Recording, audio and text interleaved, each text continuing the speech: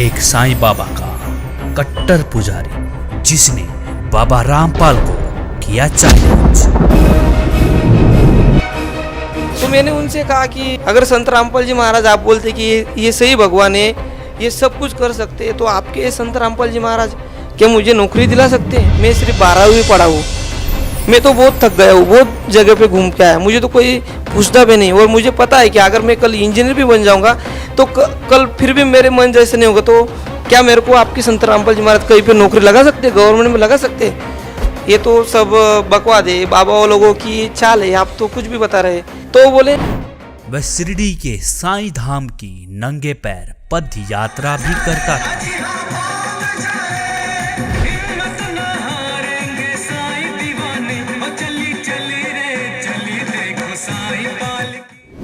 सबसे ज़्यादातर मैं साईं बाबा को बहुत मानता था। मैं साईं बाबा की हर साल पद यात्रा में जाना, और मैं एकदम बिना चप्पल के वहाँ पे जाता था।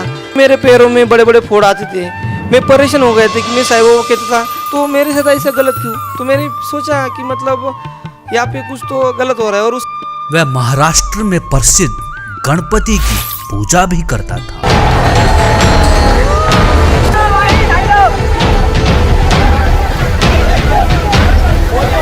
गणपति जो बोलते हैं महाराष्ट्र में गणेश भगवान, उनकी जो साधना थी मैं वो ज़्यादा करता था। उनका एक भी उपवास में छोड़ता नहीं था।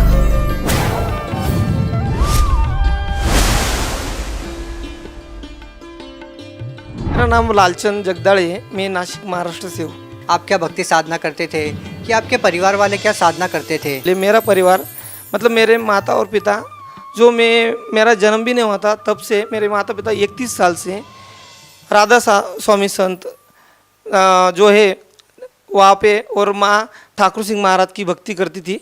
और मैं तो सभी देवी देवताओं की पूजा करना, जैसे कि सबसे ज़्यादातर मैं साईं बाबा को बहुत मानता था। मैं साईं बाबा की हर साल पद यात्रा में जाना, और गणपति जो बोलते हैं महाराष्ट्र में गणेश भगवान, उनकी जो साधना थी मैं वो ज़्यादा करता था। उनका एक भी उपवास में छोड़ता नहीं था। सर, जैसा कि आपने बताया कि आपका परिवार 30 साल से राधा स्वामी पंथ में संत ठाकुर सिंह जी महाराज से नाम दीक्षा लेकर भक्ति कर रहा था, आप भी देव देवताओं की भक्ति कर रहे थे, गणपति जी को मानते थे, और साथ साथ में साईं बाबा की जो भी पद यात्रा निकलती उन सभी यात्राओं में आप शामिल होते थे, यहाँ तक कि आपने व्रत उपवास भी किए। सर, इतनी सारी भक्ति आप कर रहे थे, आपका परिवार भक्ति में लगा हुआ था, तो फिर आप लोगों ने संत रामपाल जी महाराज जी से नाम दीक्षा क्यों ली? क्योंकि सर इतनी साधना करने के बाद भी मैं जब मेरे दोस्तों के साथ शिरडी जाता था तो मेरे बाकी के दोस्त कोई मतलब जो चीज़ें करनी नहीं चाहिए भक्ति मार्ग के लिए वो सब करते थे। मतलब बीड़ी शराब कुछ भी खाना वो सब करते थे, और उनको भी कुछ भी लाभ मिलते रहते थे।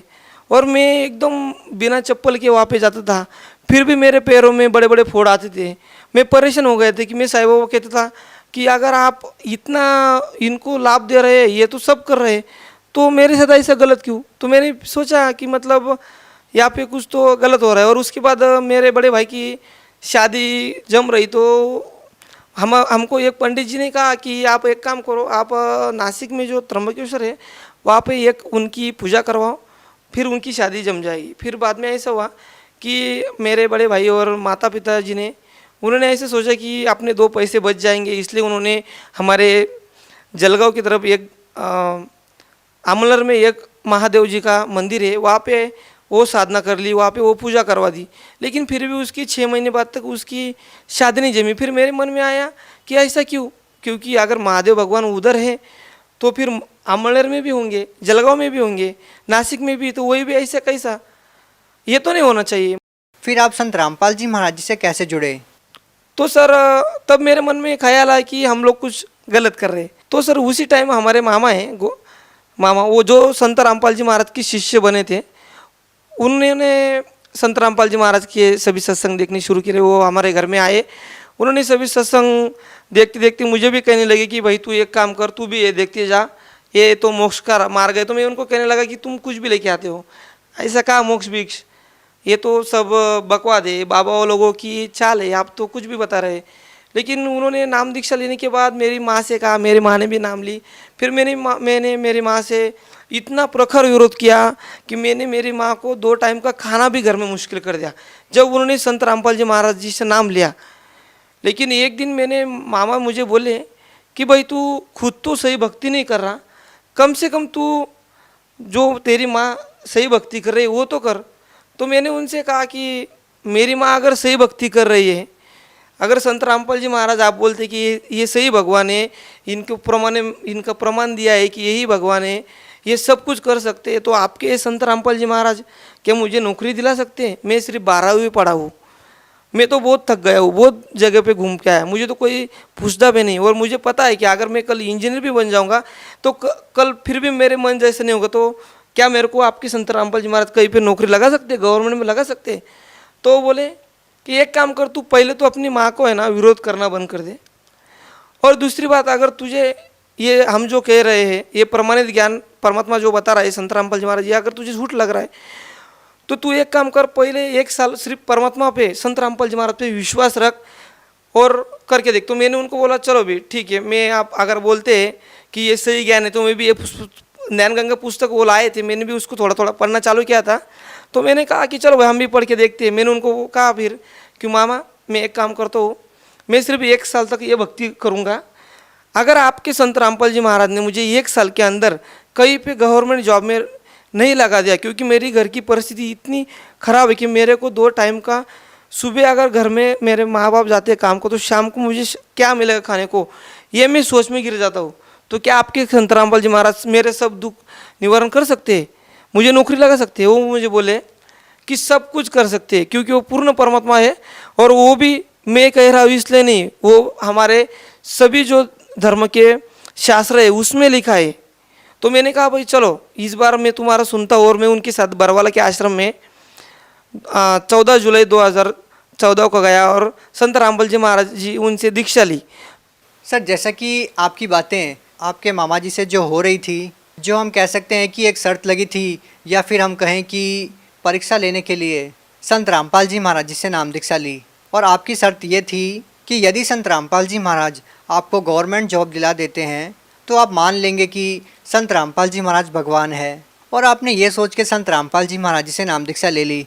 तो आपके मामा जी ने जो आपको विश्वास दिलाया था कि नाम दीक्षा लेने के बाद आपको 100% जो आप चाहते हैं वो आपको मिलेगा, तो आपकी क्या वो इच्छाएं पूरी हुई? हाँ सर, ये मेरी सभी इच्छाएं पूर्ण हुई, क्योंकि इसका कारण है जब मैंने मेरे मामा को कहा कि अगर ये भक्ति मार्ग में आने के बाद सही साधना आप जो कह रहे हैं ये साधना मैंने संत रामपाल जी महाराज से लेकर की, अगर फिर भी मुझे कोई लाभ नहीं हुआ तो मैं ये भक्ति छोड़ दूंगा। लेकिन मैंने संत रामपाल जी महाराज से जब नाम दीक्षा ली, तब संत रामपाल जी महाराज ने मुझे ये नाम देने के बाद मैंने 3 महीने तक इस भक्ति को किया, और 3 महीने बाद में संत रामपाल जी महाराज से मैं बरवाला आश्रम में मिलने के लिए गया। तो मैंने जब वो सभी भक्तों को आशीर्वाद देने के लिए आ रहे थे तो मैंने उनको कहा, वो पास है, और मैंने बोला कि अगर आप सही भगवान हैं, सभी कहते हैं, मैंने भी मान लिया है, लेकिन मेरे को कुछ चमत्कार दिखाओ कि आप पूरे परमात्मा हो। अगर मैं भक्ति भी कर रहा हूँ, आपको लगता है कि ये सच्चा भगत है, ये भगत है, तो मेरे को चमत्कार दिखाओ परमात्मा। तो संत रामपाल जी महाराज मेरे पास आए और हंसे और मेरे सिर के ऊपर हाथ रखा, तो मेरे को ऐसा लगा जैसे कि मेरा अंग पूरा एकदम ढीला हो गया, सभी मेरे टेंशन दूर हो गए, ऐसा लगा। और उस टाइम मैंने संत रामपाल जी महाराज को नमस्कार किया और वहाँ से मैं पीछे आया। तो बस 10 मिनट बाद मेरे बड़े भाई का मुझे फ़ोन आया, और उसने मुझे कहा कि भाई तू ज़रा 2-4 दिन पहले हरियाणा से रिटर्न चला, क्योंकि तुझे एक बम्बई हाईकोर्ट से एक ऐसी पोस्ट है, मतलब प्यून की पोस्ट थी, उसके लिए कॉल लेटर आया है, तू अगर जल्दी आएगा तो अच्छा होगा। तो मैंने जल्दी से जल्दी वहाँ से निकला, परमात्मा को दंडवत किया, संत रामपाल जी महाराज, वहाँ से शाम का भोजन किया और रात की गाड़ी से मैं वहाँ से निकला। तो उसके 1 महीने बाद मेरा जो बॉम्बे हाई कोर्ट महाराष्ट्र में है, तो वहाँ पे मैं सिलेक्ट हो गया। तो वहाँ पे मैं सिलेक्ट हो गया, सभी टेस्ट में मैं सिलेक्ट हो गया, क्योंकि मैं तो पहली बार तो यही डर गया था कि 40,000 लड़के थे, इन लड़कों में सिर्फ मैं 12वीं पास लड़के क्या कर सकता हूँ। लेकिन 12वीं पास के ऊपर भी संत रामपाल जी महाराज ने ऐसी दया रखी कि मुझे लगा भी नहीं कि मैं 12वीं पास हूँ, और मैं 12वीं की परीक्षा पास होने के बावजूद मैं पास हो गया वहाँ पे। और उसके बाद बरवाला कांड हुआ। बरवाला कांड होने के बाद मेरे सभी दोस्त, मेरे लोग रिश्तेदार मुझे फ़ोन करके बोलने लगे आजू बाजू के लोग बोलने लगे भाई तू तो फंस गया है, तू तो दोनों तरफ से फंस गया, तू तो संत रामपाल जी महाराज की शरण में चला गया, वो तो जेल में चले गए और तू तो इधर अपनी सभी देवताओं की जो भक्ति वो भी तूने छोड़ दी, तू ऐसा क्या कर रहा है, तूने ये तो गलत कर दिया, तू तो अब तो फंस गया। लेकिन मेरा विश्वास था कि तब तो मेरे को संत रामपाल जी महाराज ने सामने इतना बड़ा चमत्कार दिखाया, तो ये गलत तो नहीं हो सकता। तो उसी टाइम मैं परमात्मा की भक्ति करता रहा, संत रामपाल जी महाराज की भक्ति कर, सही साधना जो प्रमाणित ज्ञान है वो मैं करता रहा। और उसके बाद बरवाला कांड होने के बाद संत रामपाल जी महाराज जेल में जाने के बाद भी 9 जनवरी 2015 को जो बॉम्बे हाईकोर्ट की प्यून सिपाही की जो लिस्ट लगी उसमें मेरा नंबर आया है। उसमें भी मेरे एक दोस्त ने मुझे फ़ोन करके बताया कि भाई तू ये तेरा सिलेक्ट नहीं हुआ है, तू कुछ फ़ायदा नहीं तेरा जाके। तो मैं ज़रा डर गया कि ऐसा कैसे होता है, क्योंकि संत रामपाल जी महाराज ने मुझे सामने चमत्कार दिखा है, वो तो गलत नहीं होगा। तो उसके 8 दिन बाद मैं थोड़ा 8 दिन तक नाराज़ रहने लगा। फिर मेरी माँ ने मुझे कहा कि बेटा क्या हुआ है, तो मेरी माँ से मैंने कहा कि जो लिस्ट लगी थी माँ उसमें मेरा नाम नहीं है। तो माँ ने कहा ऐसा तो नहीं हो सकता, तू एक बार कर फिर से उस लिस्ट को चेक कर। तो मैं उस लिस्ट को चेक करने के लिए गया, तो मैंने 2 बार लिस्ट को चेक करने के बाद भी मुझे उस लिस्ट में अपना नाम दिखा नहीं और मैं बहुत नाराज़ हो गया, बहुत रोया और संत रामपाल जी महाराज से प्रार्थना की कि सतगुरु रामपाल जी महाराज आप तो हर एक जीव के ऊपर दया करो, तो मेरे ऊपर भी दया करो।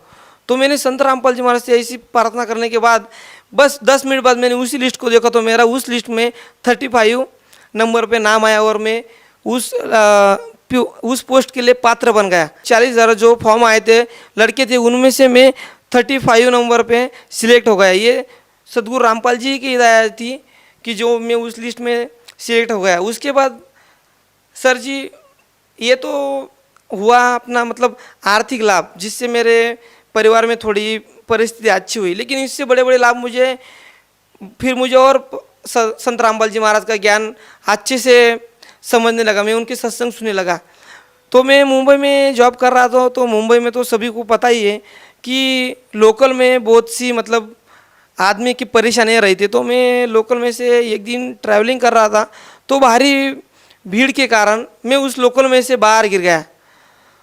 तो उस टाइम में जब प्लेटफॉर्म में इतनी स्पीड से लोकल भाग रही थी सीएसटी की तरफ, मैं वाशी से बैठा था, खड़ा था और मैं गिर गया। तो मुझे ऐसे लगा और सभी को लगा कि अब तो ये मर ही गया, अब तो ये कट जाएगा। लेकिन जब मैं नीचे गिरा तो मुझे ऐसे लगा कि मुझे कोई उठा रहा है और मैं 2 मिनट तक मुझे ऐसे लगा कि अब तो मैं खुद मर गया, क्योंकि मेरे अंदर कुछ ताकत नहीं थी। मैंने परमात्मा से संत रामपाल जी महाराज से अरदास की कि ये मालिक संत रामपाल जी महाराज आज ये क्या हो गया, मैं कैसे गिर गया आज। बस उसी टाइम मेरे अंदर शरीर में ऐसी प्रेरणा हुई, ऐसी शरीर में प्रेरणा हुई कि सभी लोग देखते रह गए और चिल्लाने लगे कि अरे उठा उठा। उनके पहले वो आने से पहले ही मैं उठ के खड़ा रह गया और अपने कपड़ों को ऐसे झटका, बस जो धूल थी वो झटक ली और उसके बाद वाले लोकल पकड़े और उसी दिन ड्यूटी पे भी गया। ये संत रामपाल जी महाराज की ही दया थी कि उस दिन में मुझे उन्होंने जीवन दान दिया। उसके बाद एक बार मैं मनमाड़ से मुंबई के लिए जा रहा था, तो ट्रेन में मैं ज़रा कॉर्नर पे ही खड़ा था भारी भीड़ के कारण। तो कुछ लोगों में हाथापाई हो गए, तो उन्होंने हाथापाई में मुझे ढकल दिया। तो मैं उस दिन बड़े बड़े लोखंड पे जो प्लेटफॉर्म से आगे थे, पटरी जो जिसे कहते हैं ना, उस पर ज़ोर से गिरा। तभी भी आरपीएफ टीसी सभी ज़ोर ज़ोर से भाग के आए और उनको लगा कि अभी चलो भाई ये तो मर ही गया होगा। तो जब वो मेरे पास आते तो मैं उनके सामने खड़ा रहा और उनके सामने मैंने जब मुझे तभी वैसी फीलिंग हुई, वैसे लगा कि मुझे संत रामपाल जी महाराज खुद आकर वहाँ से उठाया। उस टाइम मुझे ये खरोच तक आई नहीं, उसी टाइम मैंने परमात्मा का नाम लिया और उसके बाद से मुझे समझ में आ गया कि बस अगर इस धरती पे पूर्ण संत है तो सिर्फ संत रामपाल जी महाराज ही है।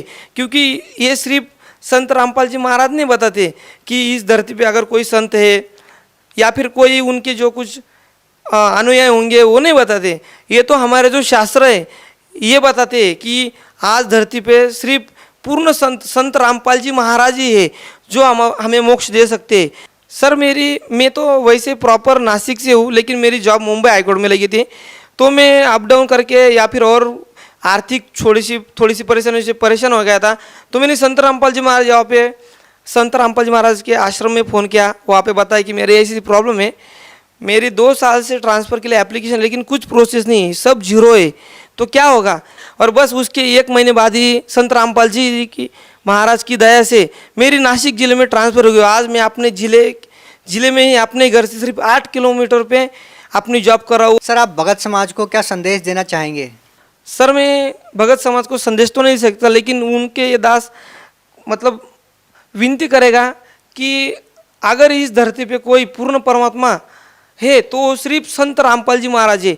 और ये बाकी के लोग नहीं कहते, ये हमारे घरों में शास्त्र है जिनको हमने आज तक कभी खोला नहीं, वो कह रहे।